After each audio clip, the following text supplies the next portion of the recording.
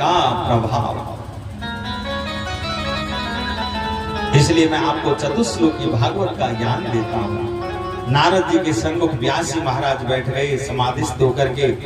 नारद जी ने अपनी 3 उंगलियां व्यास जी के हृदय पर लगाई और चतुश्लोकी भागवत व्यास जी के हृदय में नारद जी उतार देते हैं और उसी चतुश्लोकी भागवत का और 18,000 श्लोकों में परिणित हो जाती है और 18,000 श्लोकों में उसकी रचना करते हैं। भक्तों, भागवत की रचना समाधि भाषा में हुई है, क्योंकि समाधि अवस्था में ही ली थी। चतुश्लोकी भागवत का ज्ञान समाधि अवस्था में लिया तो समाधि भाषा में ही व्यास जी ने इसका लेखन किया है। भक्तों, व्यास जी ने भागवत की रचना तो कर दी, लेकिन सबसे पहले सुनने का उत्तराधिकारी कौन? जिसने काम और क्रोध को जीता हो वो सबसे पहले सुनने का उत्तराधिकारी है। किसने? व्यास जी ने दृष्टि घुमाई, ऐसा कोई संत दिखाई नहीं देता जिसने काम और क्रोध दोनों को जीत लिया हो। किसी ने काम को जीत लिया तो क्रोध को जीत नहीं पाए, किसी ने दोनों को नहीं जीता। ओहो, मेरा पुत्र सुखदेव, लेकिन वो तो निर्गुण ब्रह्म की समाधि में बैठा हुआ है। उसको निर्गुण ब्रह्म की समाधि से खींच के लावे तो लावे कौन? अंतर हृदय से आवाज आई, निर्गुण ब्रह्म की समाधि से भी खींच कर लाने की जो सामर्थ्य है वो कृष्ण चरित्र के अंदर है।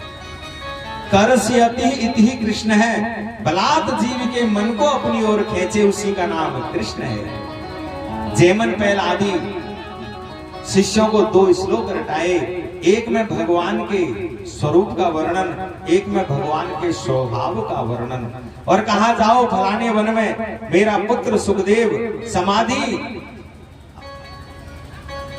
निर्गुण ब्रह्म की समाधि में बैठा हुआ है, वहीं जाकर के इन श्लोकों को गाओ। शिष्य परिकर चला, आगे आगे जो भगवान का स्वरूप का वर्णन कर रहा था वो शिष्य परिकर चल रहा था। पीछे पीछे स्वभाव वाला कैसा है भगवान का स्वरूप?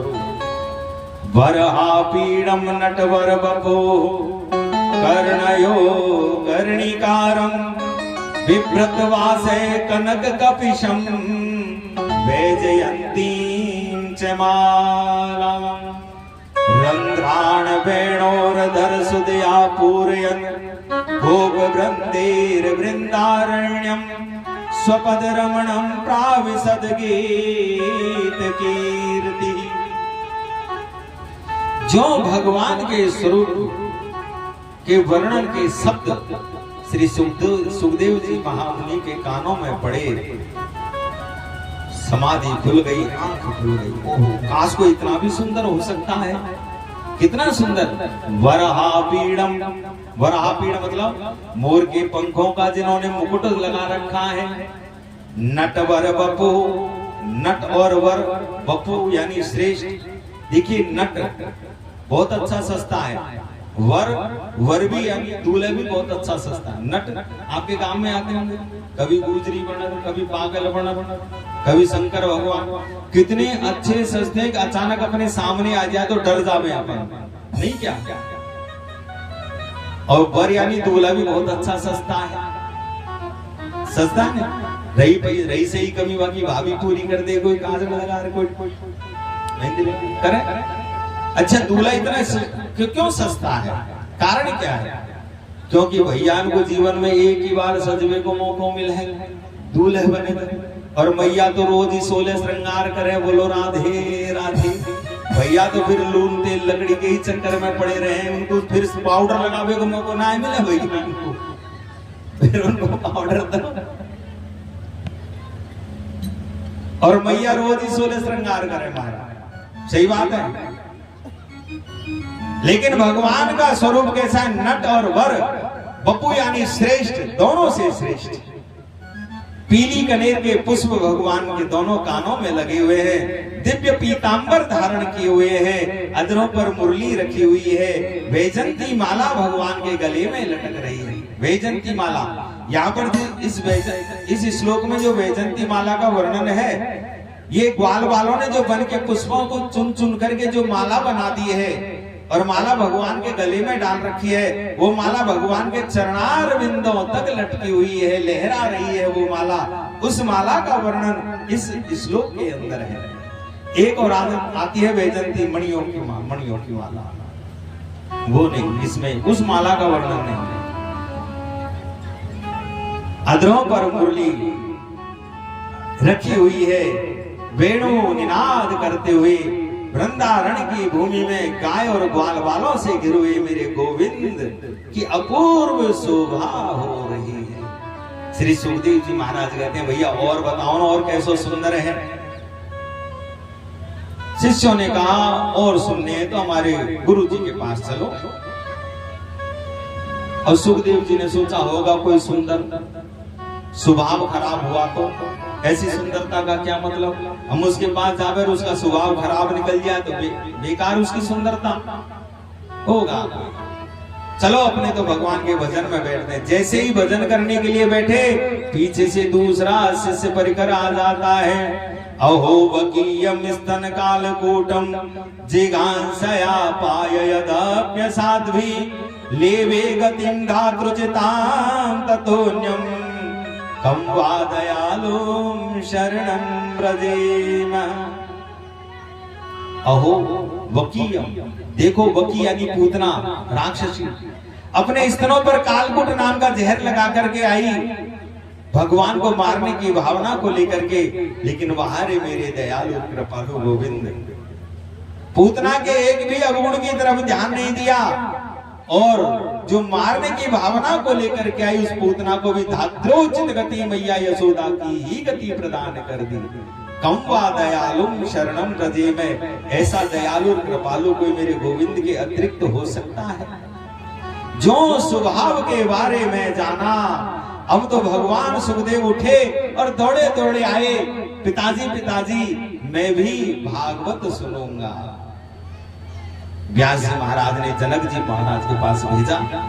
जनक जी महाराज ने पूरी परीक्षा ली, इन्होंने काम और क्रोध को जीता है कि नहीं जीता है, और पूरी परीक्षा लेने के बाद घोषणा की, मैं जनक ये घोषणा करता हूं, संसार में यदि कोई ऐसा संत है जिसने काम और क्रोध दोनों को जीता है तो व्यास नंदन श्री सुखदेव महामुनि है। और तब आए, कैसे रहते हैं सुखदेव जी, जैसे बालक जन्म लेता है ना, जन्मजात बालक कैसा स्वरूप है श्री सुखदेव जी का। केले के वृक्ष के केले के पत्ते की कौपीन पहनाई और संपूर्ण भागवत श्रवण करवाई। और हे ऋषियों, जब राजऋषि परीक्षित पर 7 दिन में मरने का संकट खड़ा हुआ तो इसी संहिता से श्री सुखदेव महामुनि ने परीक्षित का कल्याण किया। सौनक ऋषियों ने कहा, हे सूत जी महाराज, ये भागवत तो परमहंसों की संहिता है, तो एक राजा को श्री सुखदेव महामुनि ने श्रवण क्यों करवाई इसको? ये तो परमहंसों की संहिता है। और राजऋषि परीक्षित को ही पात्र क्यों माना?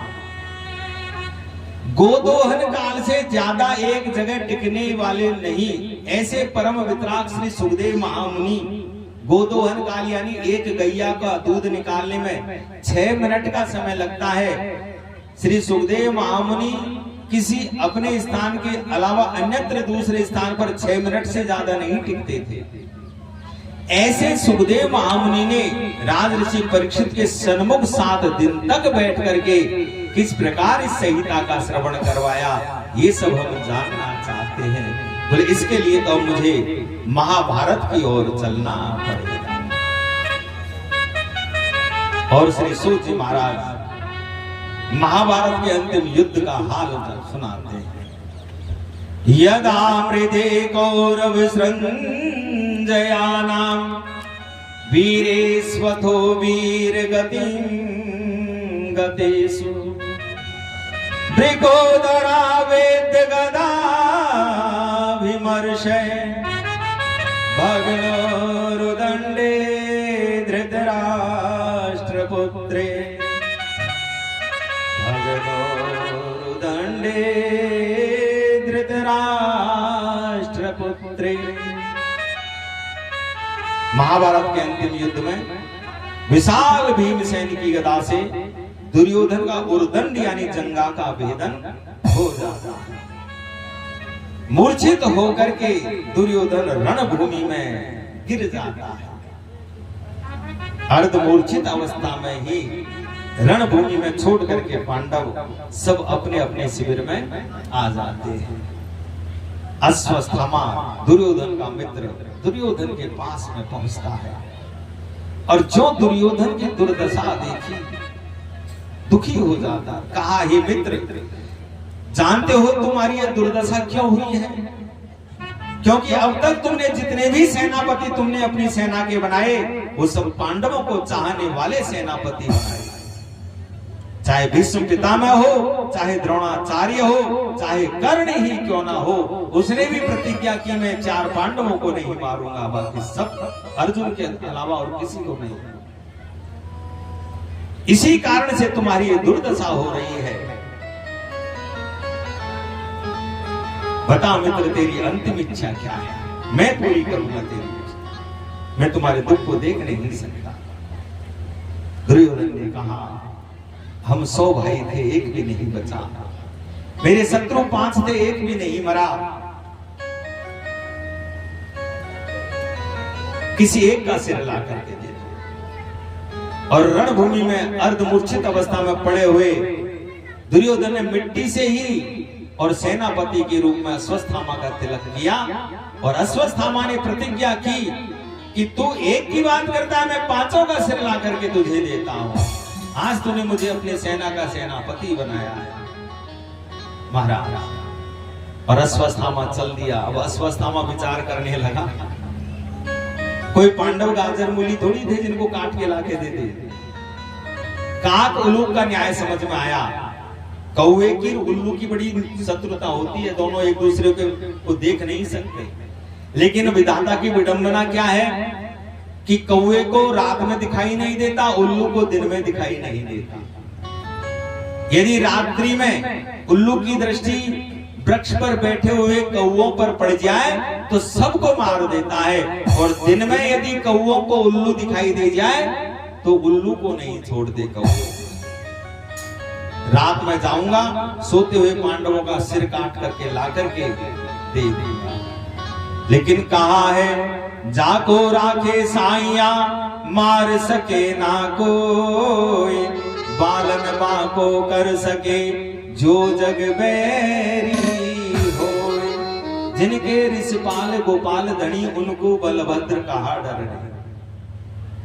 भगवान ने कहा, रे पांडवों, आज विजय की रात्रि है, चलो मेरे शिविर में चलो, वहीं पर विजय उत्सव मनाएंगे। भगवान 5 पांडवों को अपने शिविर में लेकर के चले जाते हैं।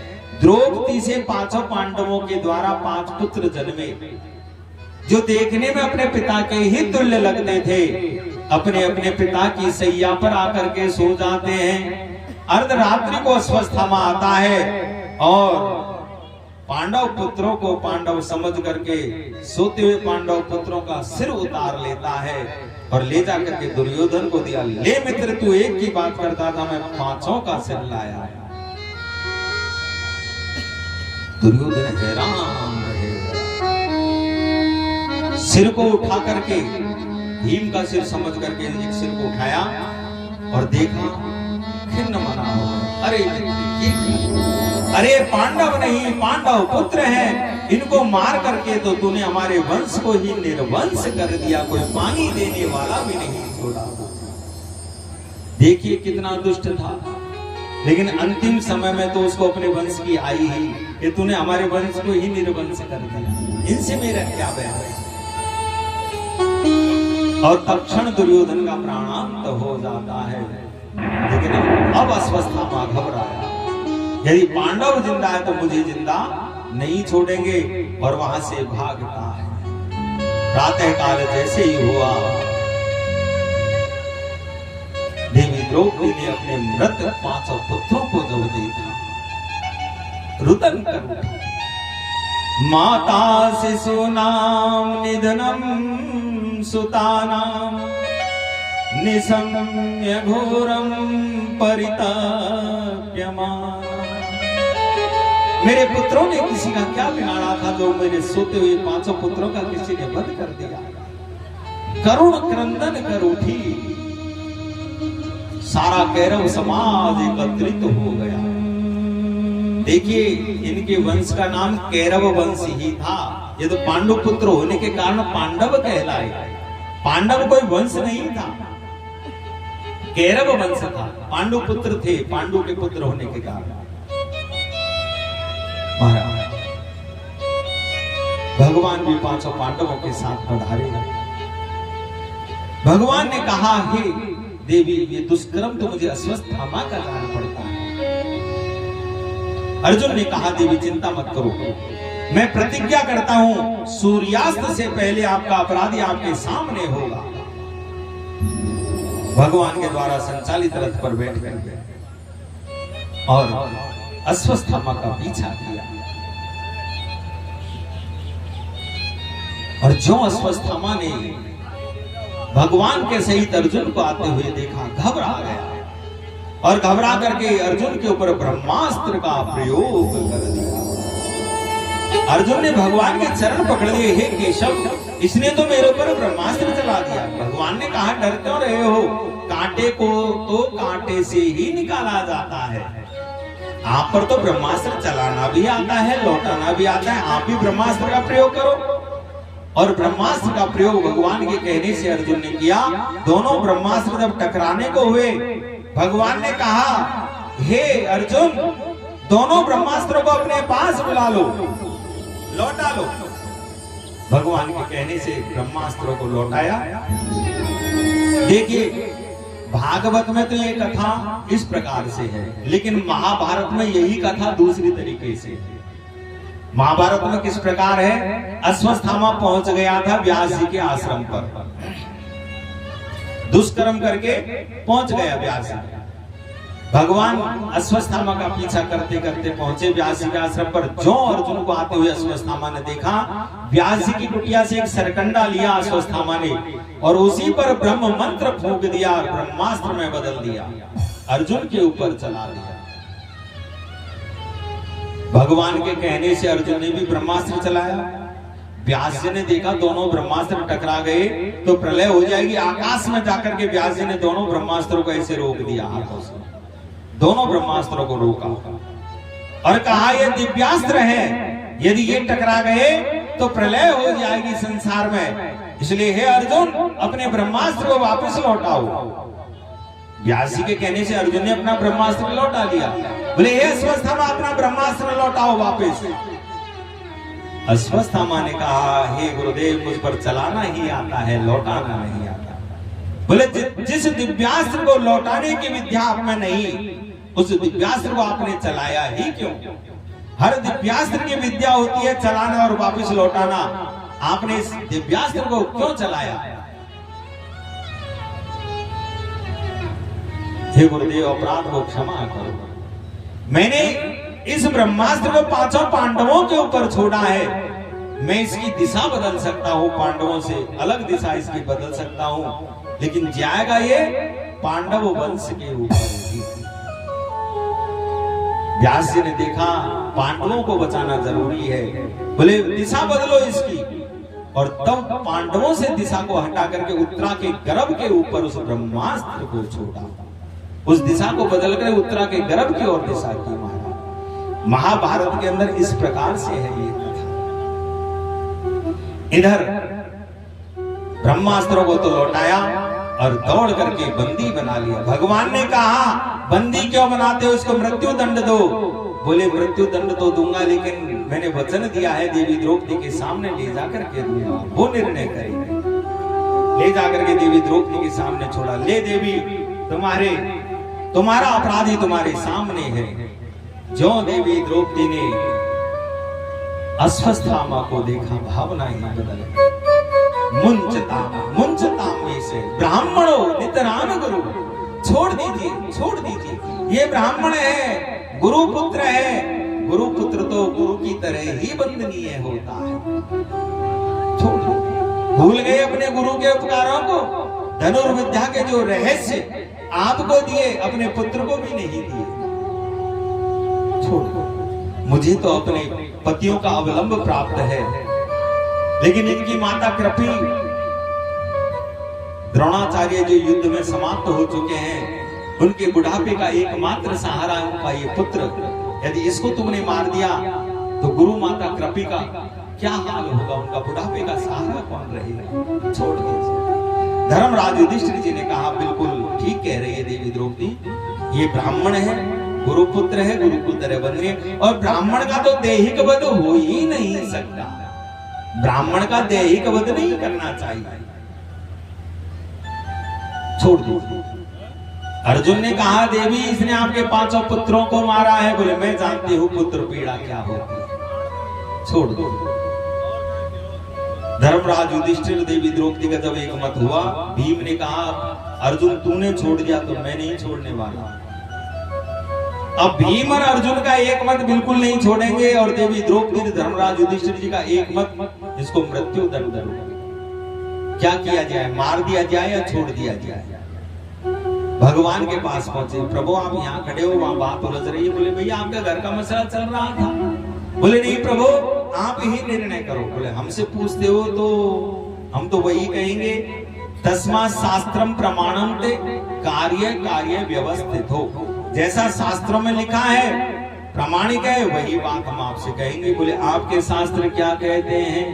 बोले, ब्रह्म बंधुर ने हंतव्य आता ताई वधारणे मयि वो भय मामनाप्तम परिपय्यानुशासनम। ब्रह्म बंधुर ने हंतव्य है, ये ब्राह्मण है, इसका वध नहीं कर सकते। आता ताई वधारण है, लेकिन ये आता ताई है, इसको मारो, इसका वध करो। धर्मराज युधिष्ठिर आपके बड़े भाई हैं, राजा हैं, उनकी आज्ञा की भी पालना करो। और देवी द्रौपदी को आपने जो वचन दिया, आप क्षत्रिय हो, इसलिए उस वचन का भी पालन करो। और मैं कृष्ण कभी झूठ नहीं बोलूंगा। मारो वीर छोड़ो भी, वचनों का भी पालन करो। भीम से नहीं रहा है। जय हो प्रभु, आपके जैसे 2-4 न्यायाधीश और रह गए तो है गए जगत वो कल्याण। बोले, दादा अर्जुन को मैंने गीता का उपदेश दिया है, गीता श्रवण की है, इससे ज्यादा अर्जुन से कहने की जरूरत नहीं है। अर्जुन को याद आता है। देखिए, अर्जुन को ज्ञान दिया ना गीता का, कब दिया? महाभारत के शुरुआत में। कब दिया? भगवान के अर्जुन के अनेक संबंध हैं, मामा बुआ के भाई हैं, सखा हैं, मित्र हैं, और खासम खास भी हैं, जीजा साली का भी संबंध है। भगवान की सगी बहन अर्जुन को ब्याही गई है। लेकिन अर्जुन ने जब सारे संबंधों को ताक पर रख दिया और कहा, शिष्यस्ते हम साधी मामकाम प्रपन्नम, हे प्रभु मैं आपका शिष्य, आप मेरे गुरु, मेरा मार्ग प्रशस्त करो, तब गीता का उपदेश दिया। और आज परीक्षा ले रहे हैं, महाभारत के अंत में जाकर के परीक्षा ले रहे हैं। सूत्र याद आया, भगवान कह रहे थे, संभावितस्य चाकीर्ति मरणादिति रिच्यते, सम्मान्य लोगों का अपमान ही मरण धर्मा होता है। आपके गांव का कोई सम्मान्य पुरुष हो और भरी सभा में यदि उसका अपमान कर दिया जाए तो जितने दिन जिएगा उस अपमान को याद करके नित्य करोड़ों मौत मरेगा। और भाई बेशर्मों का तो कोई कितना ही अपमान हो जाओ, कोई फर्क नहीं पड़ता। तुरंत सूत्र याद आया, सिर के बाल मूंड दिए और सिर पर चमकती हुई मणि थी, उस मणि को निकाल लिया, धक्का दे करके सभा से बाहर निकाल दिया। अश्वत्थामा चिरंजीवियों में है भक्तों, आज भी अश्वत्थामा है। ग्वालियर में पीतांबरा देवी का उपासक है अश्वत्थामा। पीतांबरा देवी यानी बगलामुखी देवी का नाम आपने सुना होगा, बगलामुखी, उसका उपासक है। और बहुत से भक्तों को आज भी अश्वत्थामा का दर्शन हो जाता है। उसके यहाँ आज भी खड्डा पड़ा हुआ है, उससे मवाद चुचाती रहती है, आज भी उससे मवाद बहती रहती है। अश्वत्थामा धक्का दे करके बाहर निकाल दिया। देखिए, पांडवों ने तो अच्छा ही किया, छोड़ दिया, लेकिन अश्वत्थामा ने देखा मेरा ऐसा घोर अपमान मेरा नाम भी अश्वत्थामा नहीं जो इनके वंश को निर्वंश नहीं कर दिया। तो लेकिन इनके वंश में कौन बचा है? ओह उत्तरा गर्भवती होने के कारण सती नहीं हो पाई अपने पति के साथ में। मैं उसके गर्भ को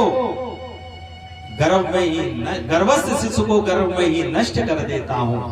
और यही सोच करके अश्वत्थामा ने ब्रह्मास्त्र का प्रयोग कर दिया। इधर भगवान ने कहा है, पांडवों आपको विजय मिली, अब हमको भी अपनी द्वारिका को संभालना है। और इधर भगवान का विदाई समारोह मना रहे थे कि उसी सभा में एक बाल विधवा चीखती चिल्लाती प्रवेश करती है। पाहि पाहि महायोगिन देव देव जगतपते नान्यम त्वद्भयं पश्ये यत्र मृत्यु परस्परम। पाहि माम हे प्रभु मेरी रक्षा करो, हे प्रभु मेरी रक्षा